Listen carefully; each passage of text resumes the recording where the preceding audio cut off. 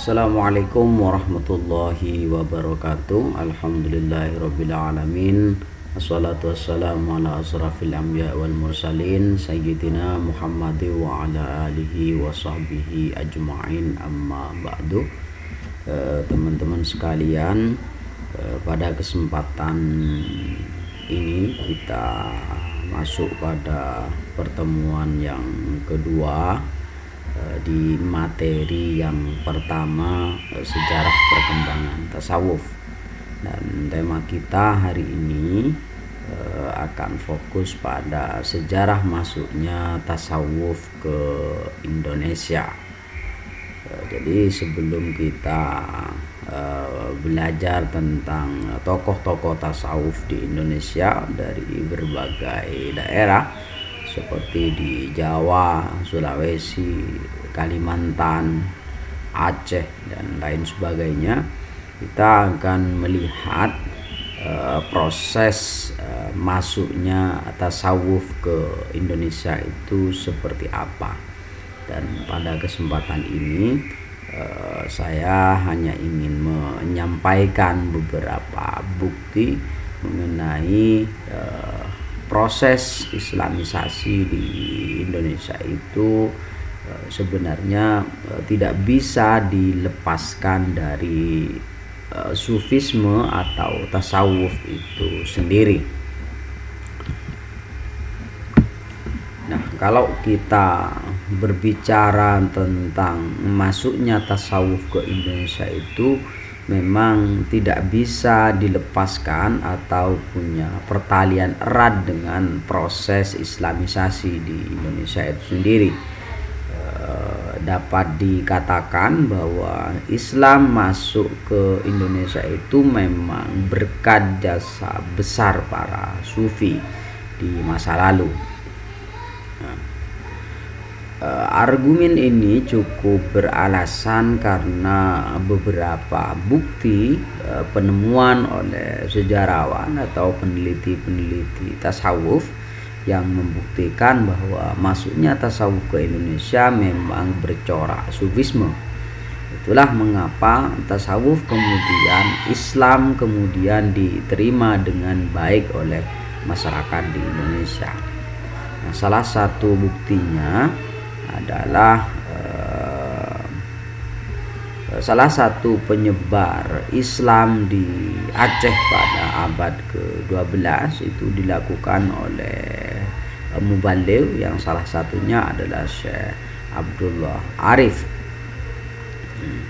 Beliau termasuk salah satu penyebar Islam di Aceh yang dalam sejarah dicatat melakukan penyebaran Islam itu menggunakan pendekatan sufistik, sehingga berkat jasa para mubaligh ini termasuk Syekh Abdul Arif, masyarakat Aceh pada waktu itu yang memiliki kepercayaan non-Islam, kepercayaan yang memang sudah ada di Nusantara seperti animisme, dinamisme, dan lain sebagainya, itu mereka berani menukar kepercayaannya demi memeluk Islam.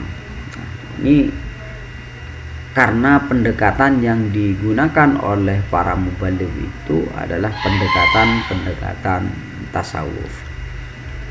Itulah bukti yang pertama. Nah, terus kemudian adanya penemuan bahwa dari sekian banyak naskah lama yang berasal dari Sumatera, baik itu yang tertulis di dalam menggunakan bahasa Arab atau bahasa Melayu, itu berorientasi sufisme. Seperti kita lihat misalnya beberapa tokoh tasawuf yang kemudian muncul belakangan dan memberikan pengaruh besar itu ada Hamzah Fansuri, terus kemudian ada Samsuddin Pasai, murid dan pengikut Hamzah Fansuri, dia yang kemudian mengembangkan wahdatul wujudnya Ibnu Arabi. Terus ada Abdul Rauf Singkel atau Abdul Rauf Al-Singgili. Beliau merupakan pengikut tarekat Satariyah. Ada juga Nuruddin Ar-Raniri yang hidup di abad 16 atau pertengahan abad ke-17. Terus yang selanjutnya adalah hasil muktamar tasawuf pada 1960 di Pekalongan itu menyepakati bahwa tarekat masuk pertama ke Indonesia itu pada abad 1 Hijriah atau abad ke-7 Masehi. Tetapi saya tidak menemukan bukti yang cukup kuat mengenai hal ini, karena tarekat pada abad pertama Hijriah itu baru sebagai gerakan-gerakan asketisme atau yang dikenal dengan fenomena zuhud pada waktu itu. Sehingga kemudian kalau dikatakan bahwa tasawuf itu masuk ke Indonesia pada abad ke-1 Hijriah itu barangkali mungkin tasawuf yang memang secara istilah belum dikenal pada waktu itu. Dan ini mungkin perlu pembacaan dan penelusuran terhadap literatur yang lebih dalam lagi. Terus kemudian bukti dengan berdirinya kerajaan Islam Pasai yang kemudian menjadi sentral penyebaran agama Islam di berbagai daerah dan pesisir utara Pulau Jawa. Kemudian di Minangkabau itu kita bisa melihat salah satu tokoh tasawuf yaitu Syekh Burhanuddin Ulakan. Beliau adalah murid Abdul Rauf Singkel yang terkenal dengan Syekh tarekat Satariyah. Terus kemudian penyebaran Islam ke Pulau Jawa yang berasal dari kerajaan Pasai, dan ini berkat jasa Maulana Malik Ibrahim, Maulana Ishak dan Ibrahim Asmoro, yang kemudian berkat itu berdiri juga kerajaan Islam pertama di Demak, Jawa Tengah, yang menguasai Banten dan Batavia melalui Syarif Hidayatullah. Nah, pada masa pemerintahan kerajaan Banten ini kita bisa melihat bagaimana perkembangan Islam pada waktu itu digerakkan oleh Wali Songo atau Wali Sembilan.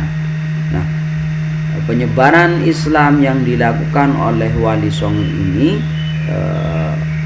sudah tidak bisa dipungkiri lagi.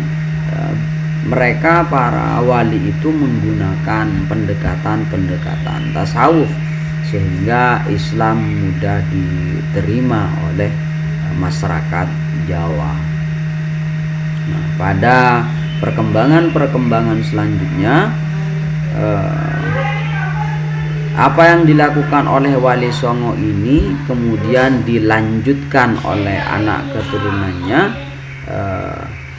Mereka pada abad ke-19 itu terjadi gerakan besar-besaran ke Mekah untuk belajar ilmu agama, sehingga para ulama, para kiai yang belajar ke Mekah ini kemudian mereka belajar tasawuf melalui guru-guru tarekat yang ada di Mekah, dan sesampainya ke Indonesia mereka menggerakkan atau memberikan ajaran-ajaran tarekat kepada masyarakat.